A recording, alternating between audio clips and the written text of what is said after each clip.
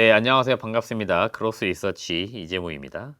이번 영상에서는 제가 좀 특이하게 시장 이야기를 좀 해보려고 합니다. 저 같은 이제 종목에 집중을 해서 투자하는 이제 바텀업 투자자라고 하는 사람들은 보통 시장에 대해서는 이야기를 잘 하지 않습니다. 그리고 개인적으로도 지금까지 경험적으로 보나 뭐 앞으로 제가 경험할 것으로 보나 시장은 예측이 되는 곳은 아닌 것 같습니다. 그야말로 아무도 알 수 없는 게 시장이고요. 주가 흐름 역시 알 수 없듯이 저는 이 시장에 대해서는 그냥 어떨 때는 사실 분석할 필요도 없다라고 말씀드리기도 하는데요. 또 시장을 또 주옥 있게 보거나 또 시장이 빠질 때는 다 같이 또 빠지니까 그때는 또 시장을 봐야 되는 것은 아닌가 뭐 이렇게 말씀을 하시는 분도 있어요. 그래서 시장에 대해서 간단히 이야기를 드려보려고 하는데 일단 코스피부터 말씀드려 보면은 제가 아주 중요하게 보고 있는 그 지수의 레벨이 어디냐면은 그 상단은 2,700이고요.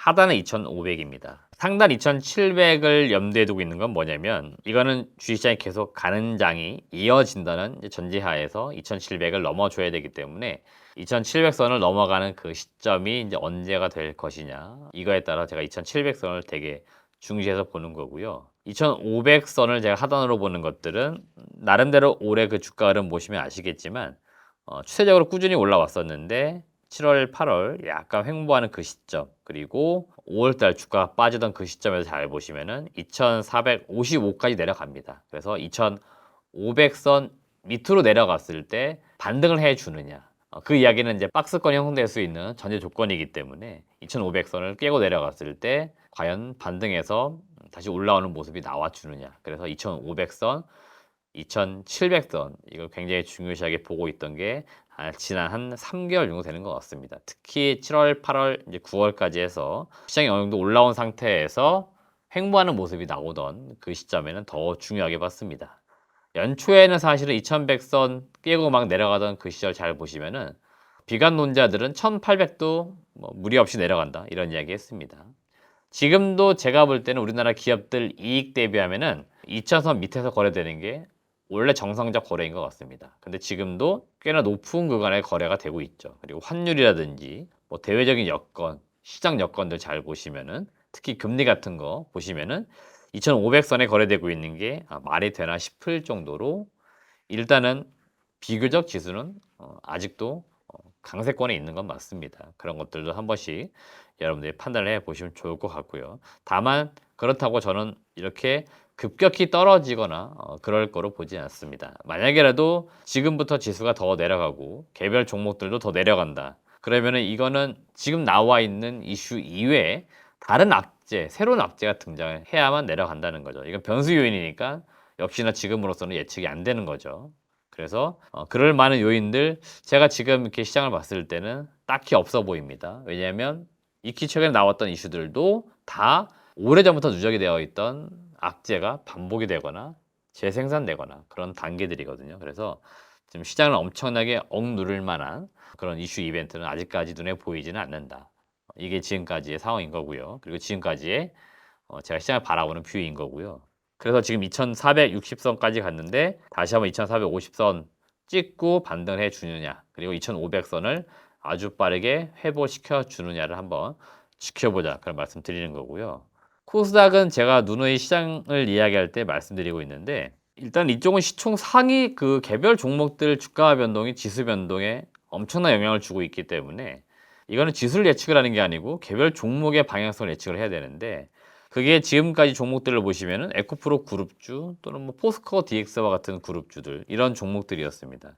이 기업들이 하루에도 플러스 마이너스를 정말 변화무쌍하게 왔다 갔다 합니다. 그래서 정말 예측이 안 되고 있어요. 그래서 지금 제가 이야기하는 동안에도 플러스 마이너스를 왔다 갔다 하는 그런 흐름인 것 같고요. 종목별로 보셔도 일단 고점 대비해서 좀 내려온 건 맞죠. 개별 종목들 다 고점 대비해서 좀 내려왔기 때문에 지수가 지금 많이 내려와 있는 상황이다라고 보시면 되겠고 지금의 이 변동성은 계속 갈 것 같습니다. 일부 종목들은 이제 코스피로 이전을 한다고 하기 때문에 그 종목들이 좀 빠지면 변동성은 줄겠죠. 그때 아마 코스닥도 변동성은 줄어들 거고 지수 레벨로 보시면은 올해 그 5월달 역시 그때 저점이 한 810선인 것 같아요. 여기를 지켜주는 게 제가 볼 땐 중요해 보입니다. 나름 의미가 있는 지점이기 때문에 810선 지켜주느냐 이게 코스닥 지수 레벨을 볼 때는 관전 포인트다 이런 말씀 드리겠고요. 코스닥은 그 작년 22년도 10월달 650선이 최근 2년간의 바닥인데요. 여기 밑으로 내려간다는 건 저는 말도 안 된다라고 봅니다. 이거는 지금 경기가 안 좋다 하더라도 그 다음에 제가 과거 코스닥 시장을 쭉 지켜봤을 때 우리나라 기업들이 그간에 벌어들인 이익이라든지 가치를 따져봤을 때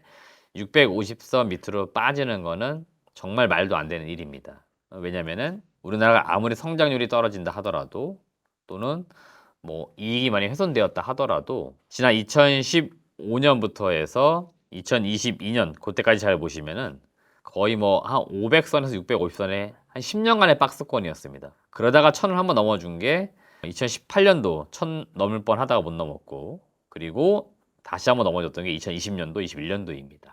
천스닥 갔을 때는 분명히 말씀드렸습니다. 물론 방송에서 말씀드린 거지만 그때는 좀 위험하다 말씀드렸죠. 그러니까 너무 과열되었던 시기였어요. 그래서 그때는 좀 역시나 부담되었던 시기였고요. 최근에 이체전지 관련된 종목들 에코프로나 에코프로 그룹주도 올라가면서 역시 1000을 돌파하는 건 아닌가 내심 기대에 있었는데 역시나 부담스러웠죠. 종목들이 너무 급등했으니까요. 그래서 그때도 분명히 말씀드렸습니다. 좀 부담스럽다. 근데 반대로 또 내려가면서 너무 많이 빠졌을 때는 이것도 좀 아니다라고 말씀드리는 거예요. 우리가 시장을 지수를 볼 때, 그다음에 개별 기업들 가격을 볼 때 너무 빠졌다, 또 너무 올랐다 싶은 구간들이 있습니다. 그럴 때는 좀 과매도 또는 과매수 구간이기 때문에 여러분들 그런 것들을 좀 감안하시면서 투자하시면 될 것 같고, 여튼 코스닥도 810선은 개인적으로 볼 때 지켜야 된다. 이런 의견을 드리는 거니까 좀 더 개별 종목들이 좀 힘을 내주길 바란다는 말씀 드리면서 오늘 시장 이야기는 여기서 마감을 좀 짓도록 하겠습니다.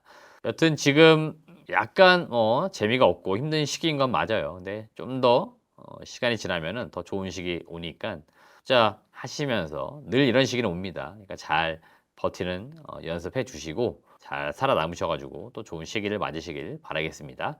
시청해주신 여러분 고맙습니다.